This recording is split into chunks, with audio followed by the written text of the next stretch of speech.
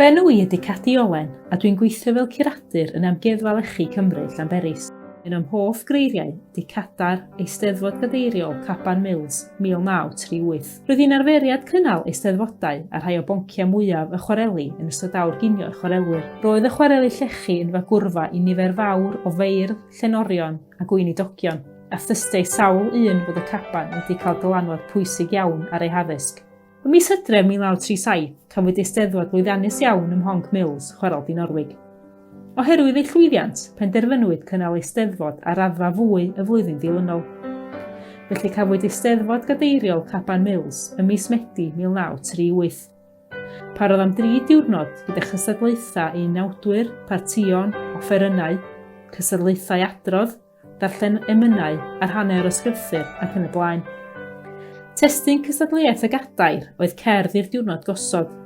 Testyn addas, roedd y diwrnod gosod yn diwrnod pwysig iawn yn y chwarel. Unwaith y mis, de'r stiward gosod heibio i brisio'r fargen. Bu seremoni gadeirio llawn rhwysg ac urddas. Enillydd y gadair oedd Emyr Jones, chwarelwr ifanc o'r Waun Fawr a weithiau ym Mhonc Muriau. Aeth Emyr Jones yn ei flaen o'r chwarel i'r fyddin ac yna yn athro ac yn brif athro. Fo yw awdur 2 gyfrol arbennig am hanes y diwydiant lechi, sef Canrif y Chwarelwr a Bargen Dinorwig. Mae'r gadair yn fodd o ddehongli'r offer a'r arfau a ddefnyddiwyd gan y chwarelwyr, oherwydd ei bod wedi cael ei chynllunio mewn steil arbennig. Mae'r gadair wedi ei chynllunio ar steil blocyn tîn, y stôl isel a eisteddau'r chwarelwyr arno wrth hollti llechi. Cafodd y gadair ei chreu gan un o seiri Chwarel Dinorwig.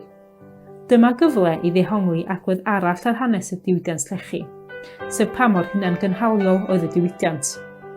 Roedd gan y chwareli ei seiri, ei gofaint, ei gwneithurwyr patrymau, ei dynion ffowndri, ei gyrwyr injan stem ac yn y blaen. Dyma ni ddiwydiant oedd wir yn hunan gynhaliol.